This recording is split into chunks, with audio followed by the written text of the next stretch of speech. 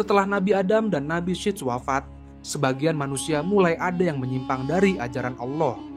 Mereka berbuat syirik, melakukan berbagai kemaksiatan dan kezaliman. Wahai dewa api, berkahilah kami.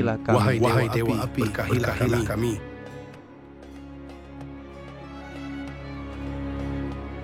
Allah mengutus seorang nabi di tengah-tengah mereka untuk memberi peringatan dan kabar gembira. Nabi itu bernama Idris. Idris adalah anak dari seorang ayah bernama Yarid bin Mahlail bin Kinan, bin Anusi bin Syeds bin Adam dengan ibu bernama Asyut. Beliau tumbuh menjadi pribadi yang sangat cerdas, tekun beribadah kepada Allah, serta memiliki berbagai macam keahlian. Allah mengangkat Idris sebagai nabi dan memerintahkan malaikat untuk datang kepadanya. Wahai Idris, sesungguhnya Allah mengangkatmu menjadi salah seorang utusannya. Ajaklah umatmu untuk menyembah Allah saja, Tuhan langit dan bumi, serta serulah mereka untuk berbuat baik terhadap sesama. Baiklah, aku akan melaksanakan perintah Allah dan berdakwah di tengah-tengah mereka.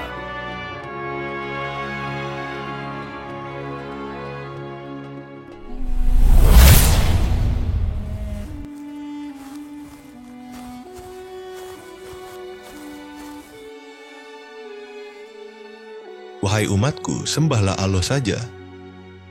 Dialah Tuhan yang satu, yang tidak ada sekutu baginya. Dialah pencipta dan pemilik langit dan bumi. Urus saja dirimu sendiri, atau kami akan mengusirmu. Meskipun mendapat penolakan, Nabi Idris terus berdakwah dengan sabar kepada umatnya. Allah menurunkan bencana kekeringan kepada umat Nabi Idris. Hujan tidak turun sekian lama. Mereka kesulitan mencari air. Tumbuh-tumbuhan dan hewan ternak pun banyak yang mati.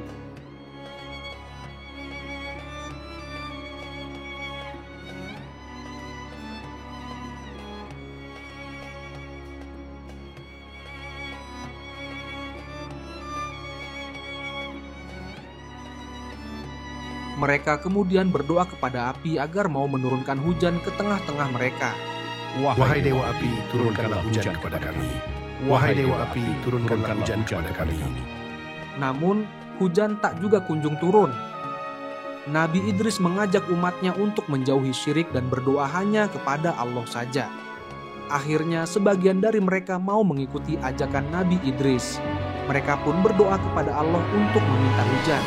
Ya Allah, turunkan kepada kami air hujan yang menolong, mudah, menyuburkan, yang lebat, banyak, merata, menyeluruh, dan bermanfaat abadi. Ya Allah, turunkan kepada kami air hujan. Jangan jadikan kami termasuk orang yang berputus harapan. Ya Allah, sungguh banyak hamba, negeri, dan jenis hewan, dan segenap makhluk lainnya mengalami bencana, paceklik, dan kesempitan, di mana kami tidak mengadu selain kepadamu. Ya Allah, tumbuhkan tanaman kami, deraskan air susu ternak kami, turunkan pada kami air hujan karena berkah langit-Mu, dan tumbuhkan tanaman kami dari berkah bumi-Mu. Ya Allah, angkat dari bahu kami kesusahan paceklik, kelaparan, ketandusan. Hilangkan dari kami bencana yang hanya dapat diatasi oleh-Mu. Ya Allah, sungguh kami memohon ampun kepadamu karena Kau adalah Maha Pengampun. Maka turunkan pada kami hujan deras dari langit-Mu. Allah mengabulkan doa mereka dan menurunkan hujan di tengah-tengah mereka. Alhamdulillah, Allahu Akbar. Hujan. Alhamdulillah, Allahu Akbar. Mereka sangat gembira dan kemudian banyak yang beriman kepada apa yang disampaikan oleh Nabi Idris. Tanaman pun mulai tumbuh dan bunga-bunga bermekaran. Nabi Idris adalah salah seorang nabi yang diberi karunia memiliki banyak pengetahuan dan keterampilan. Salah satu keterampilannya adalah dalam menjinakkan kuda. Sebelum manusia mampu mengendalikan kuda, hewan ini hidup liar dan sulit didekati.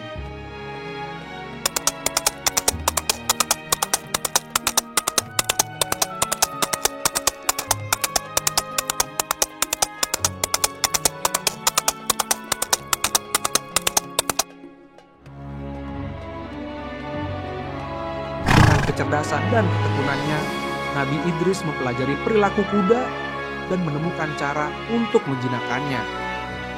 Menggunakan tali dan teknik yang lembut namun tegas. Kemampuannya ini membawa perubahan besar dalam kehidupan manusia saat itu. Kuda yang telah dijinakkan dapat digunakan untuk transportasi, mempermudah perjalanan jarak jauh dan membantu pertanian. Keahliannya dalam menguasai kuda menjadi salah satu bukti kebijaksanaan yang Allah anugerahkan kepadanya, menjadikannya pelopor dalam perkembangan teknologi domestikasi hewan.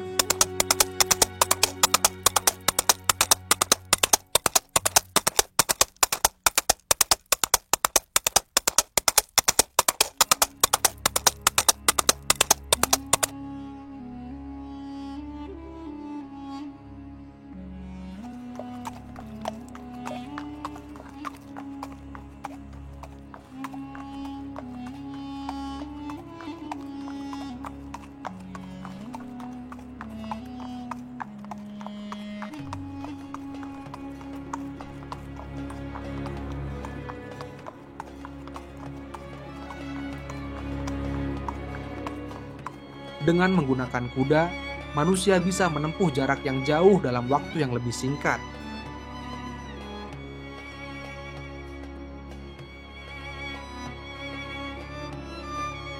Kuda juga dimanfaatkan oleh manusia untuk membawa barang-barang yang berat, sehingga mereka bisa memindahkannya tanpa mengalami kesulitan.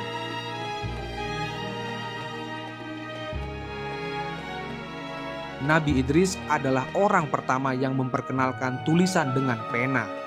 Sebelum masa beliau, manusia lebih banyak menggunakan metode gambar atau simbol untuk berkomunikasi. Dengan adanya tulisan, ilmu dan informasi dapat dicatat dan diwariskan kepada generasi berikutnya. Hal ini menunjukkan bahwa Nabi Idris berperan penting dalam perkembangan intelektual manusia. Nabi Idris juga memiliki kecerdasan luar biasa dalam bidang matematika dan angka. Beliau merupakan salah satu manusia pertama yang mengamati pergerakan bintang dan memahami fenomena langit. Dengan pengetahuannya, Nabi Idris mengajarkan umatnya tentang waktu, kalender, serta tanda-tanda kebesaran Allah di alam semesta. Nabi Idris adalah orang pertama yang menjahit pakaian dari kain dan mengenakannya, menggantikan pakaian berbahan kulit binatang yang digunakan oleh generasi sebelumnya. Ini menunjukkan bahwa beliau memiliki pengetahuan dan keterampilan dalam mengolah bahan tekstil, yang kemudian berkembang menjadi bagian penting dari peradaban manusia. Nabi Idris membagikan pakaian yang telah dibuatnya kepada orang-orang.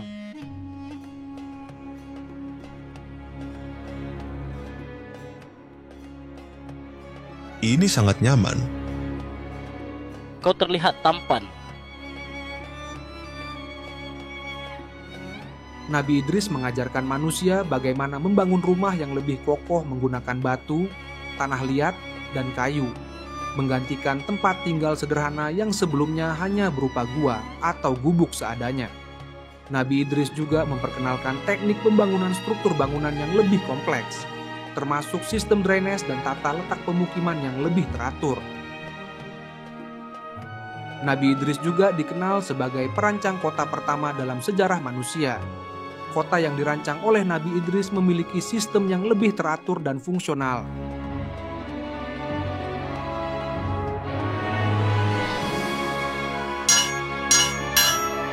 Nabi Idris juga mengajarkan manusia bagaimana menempa logam seperti besi dan tembaga untuk dijadikan alat dan senjata.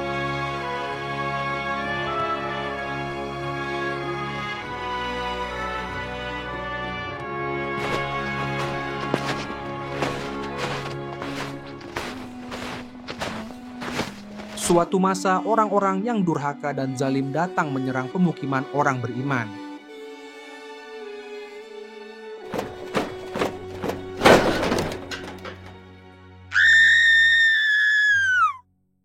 Mereka berbuat kerusakan di muka bumi dengan menjarah dan menghancurkan rumah-rumah milik kaum Nabi Idris.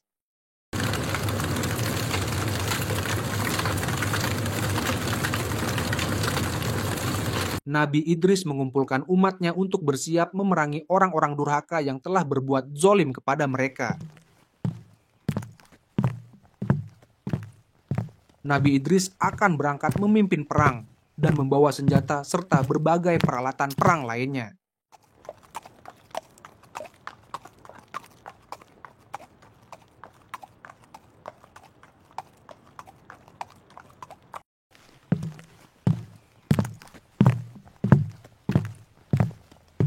Nabi Idris membawa pasukannya untuk berperang membela kebenaran dan menegakkan hukum Allah.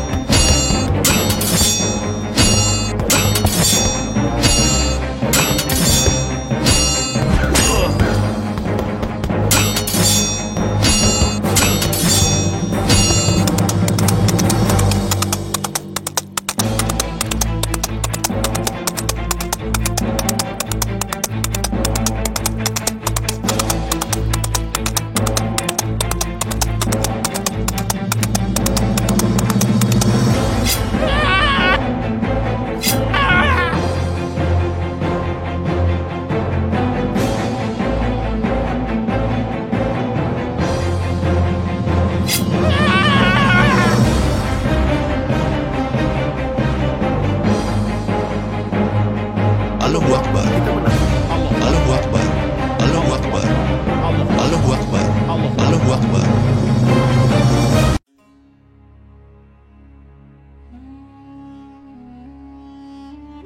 Nabi Idris adalah orang yang sangat tekun beribadah.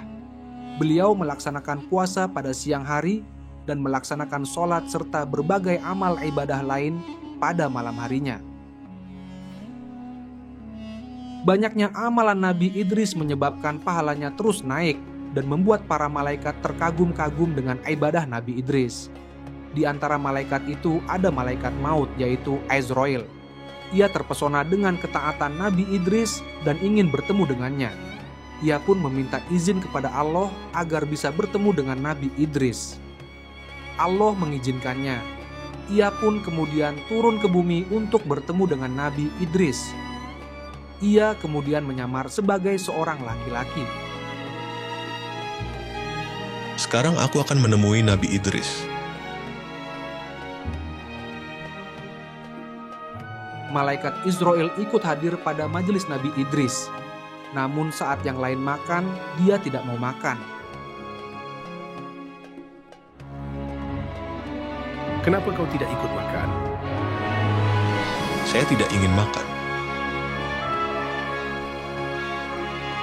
Namun setiap kali yang lain makan, orang itu tidak mau makan. Maka Nabi Idris mulai penasaran ingin tahu siapa sebenarnya orang itu. Jujurlah padaku, siapa sebenarnya engkau? Kau tidak seperti orang-orang yang lain. Wahai Nabi Allah, sesungguhnya aku adalah malaikat maut. Aku adalah Israel. Masya Allah.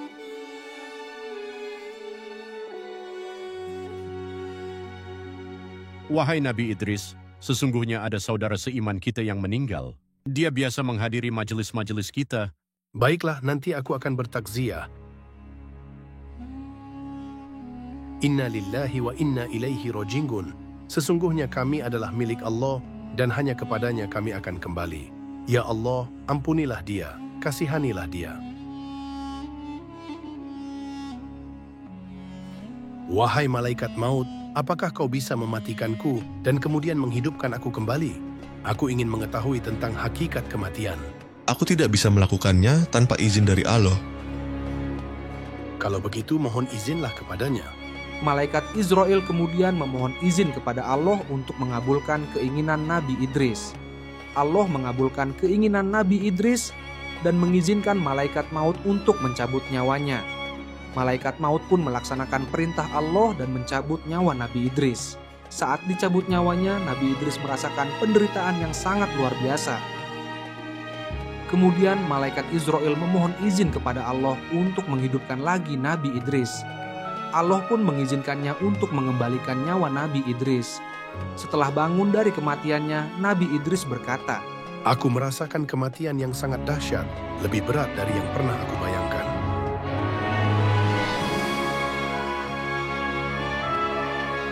Suatu hari Nabi Idris sedang bersama malaikat Israel. Apakah kau bisa membawaku melihat indahnya surga dan dahsyatnya api neraka, wahai malaikat Israel? Wahai Nabi Allah, lagi-lagi permintaan darimu sungguh aneh. Mengapa kau meminta hal itu? Bahkan para malaikat pun takut melihat neraka, tetapi kau malah memintanya. Jujur saja, aku takut sekali dengan azab Allah itu. Semoga iman dan takwaku kian bertambah setelah melihat neraka. Aku tidak bisa melakukannya tanpa izin dari Allah. Kalau begitu, mohon izinlah kepadanya. Malaikat Israel kemudian meminta izin kepada Allah untuk membawa Nabi Idris melihat ke neraka dan ke surga. Allah memberi izin kepada malaikat Israel untuk membawa Nabi Idris ke kedua tempat itu. Allah mengabulkan keinginanmu dan mengizinkan aku membawamu. Malaikat Israel kemudian membawa Nabi Idris.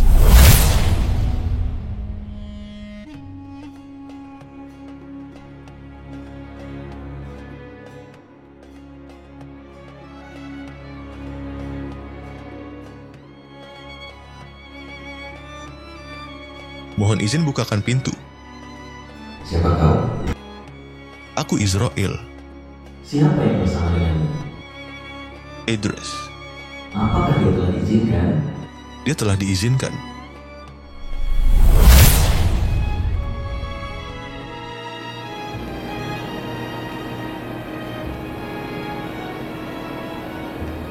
Wahai Nabi Idris, silakan masuk.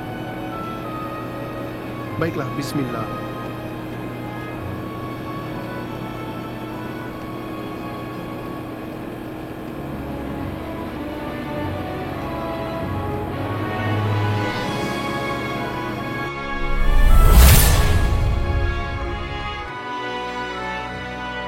Kita akan melihat neraka. Dia adalah malaikat Malik, penjaga neraka.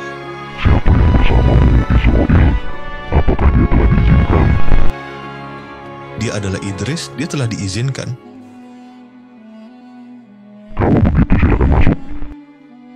Malaikat Israel dan Nabi Idris masuk ke neraka, tempat yang sangat mengerikan.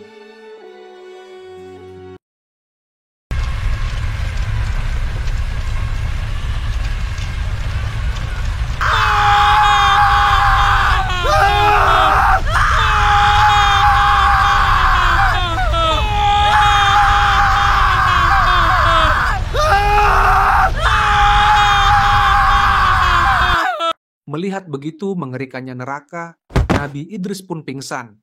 Kemudian ia dibawa keluar oleh malaikat Israel. Kemudian Nabi Idris dibawa ke surga.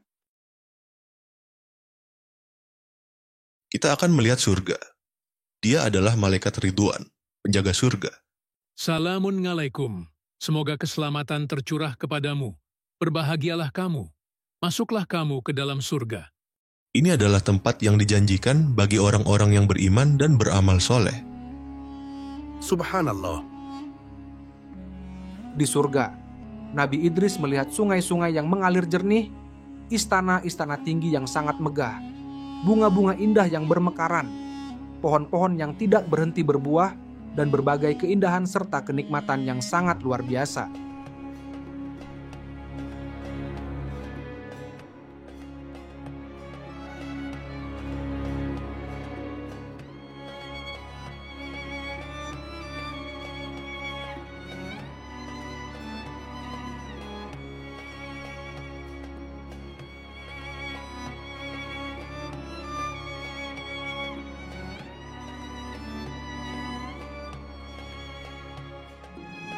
Subhanallah, sangat indah dan menyenangkan sekali di sini.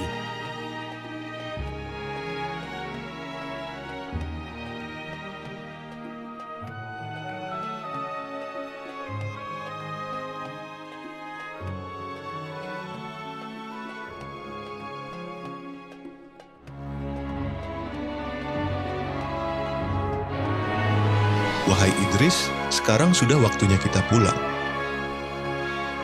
Aku ingin tetap tinggal di sini.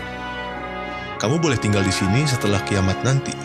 Setelah semua amal ibadah dihisap oleh Allah, barulah kamu bisa menghuni surga bersama para nabi dan orang beriman lainnya. Bukankah aku telah merasakan pedihnya kematian dan melihat neraka? Aku tidak ingin memasukinya. Aku akan memohon kepada Allah agar mengizinkanku tinggal di surga ini. Allah mengabulkan keinginan Nabi Idris dan mengizinkannya untuk tinggal di surga sebelum terjadinya kiamat.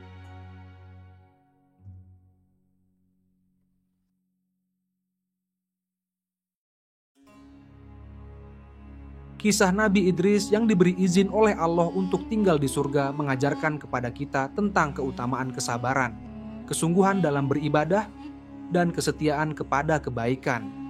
Atas ketulusan dan amal solehnya, Allah memberikan balasan istimewa berupa tempat yang mulia di surga. Dari kisah ini, kita belajar bahwa kesungguhan dalam berbuat baik dan ketekunan dalam menjalani perintah Allah akan membawa kepada kemuliaan yang abadi.